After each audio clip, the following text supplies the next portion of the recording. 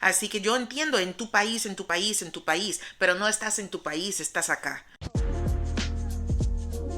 Hola a todos y bienvenidos a otro episodio de la serie Cómo entender a tu gringa o a tu gringo. Hoy vamos a explorar uno de esos valores que, al igual que el cambio, me cuesta aceptarlo al 100. En teoría suena hermoso, pero en práctica ya veremos. Tengo muchas ganas de saber qué opinan ustedes acerca del cuarto valor, la igualdad. Según Coles, la mayoría de los estadounidenses cree que Dios ve a todos los seres humanos por igual, sin importar su inteligencia, condición física o estatus económico. Me imagino en los comentarios diciendo que todos los gringos no son cristianos. Y sí, tienen toda la razón. Pero aún así, año tras año, la mayoría de la gente que vive en los Estados Unidos pertenece a alguna religión cristiana. 60% si no estoy equivocada. Aunque no seamos súper religiosos, uno de los principios fundacionales de nuestro país aparece en la misma Declaración de Independencia. Todos los hombres son creados iguales. Pero ojo aquí, en este contexto, todos los hombres se refería principalmente a los hombres blancos que eran dueños de tierras. La declaración no extendía estos ideales a los esclavizados, las mujeres, ni tampoco a los amerindios. O sea, nos estábamos contradiciendo desde el principio, ¿no? Aún así, a lo largo del tiempo, distintos grupos han luchado por sus derechos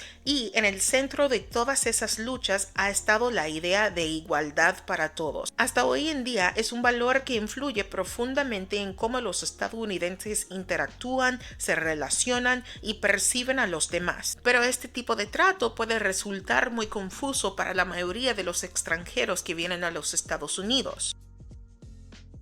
Coles dice que 7/8 del mundo piensan de una manera muy diferente. Para ellos, el rango, el estatus y la autoridad son aspectos mucho más valorados, incluso si se encuentran en la parte baja del orden social. Las clases sociales y la jerarquía les dan una sensación de seguridad y certeza. Les resulta reconfortante saber desde que nacen quiénes son y cuál es su lugar dentro del sistema complejo que llaman sociedad. En contraste, a los estadounidenses no nos importa tanto tu apellido ni tu linaje. No es común que preguntemos de qué familia vienes o cuál es tu posición social. Lo que nos importa es cómo actúas como individuo. Pero para el extranjero, este tipo de trato puede sentirse frío, irrespetuoso o simplemente confuso, especialmente si viene de una cultura donde el rango y el estatus se toman muy en serio. Y de hecho existe un término para describir esta diferencia en expectativas culturales: distancia de poder. Básicamente se refiere a qué tan cómodas están las personas con la desigualdad en poder o roles sociales. Las culturas con alta distancia de poder suelen tener jerarquías más rígidas,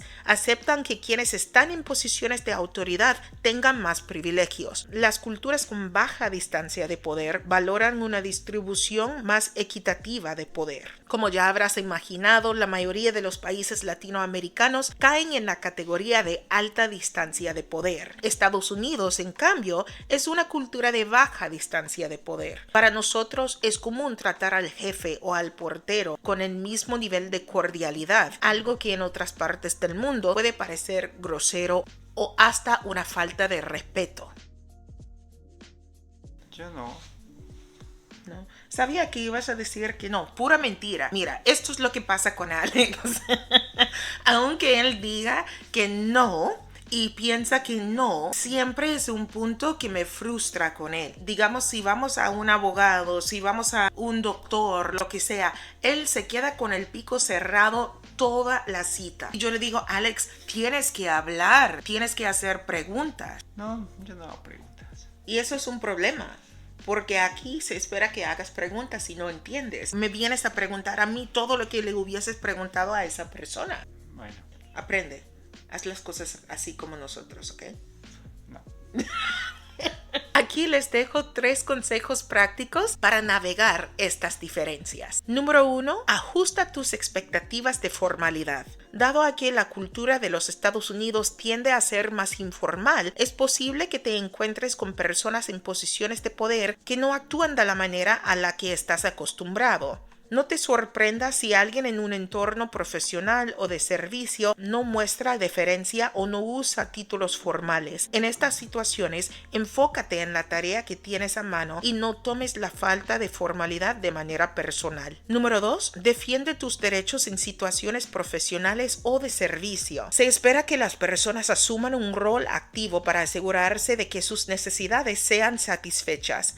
Hacer preguntas o aclarar dudas es visto como un comportamiento responsable y te ayudará a manejar estas interacciones con confianza. Y número 3, practica a través de juegos de rol con tu pareja gringa o con tus amigos gringos. Esto puede ayudarte a sentirte más confiado cuando una situación surja en la vida real. Cuanto más practiques, más fácil será defenderte y navegar por esas expectativas con naturalidad.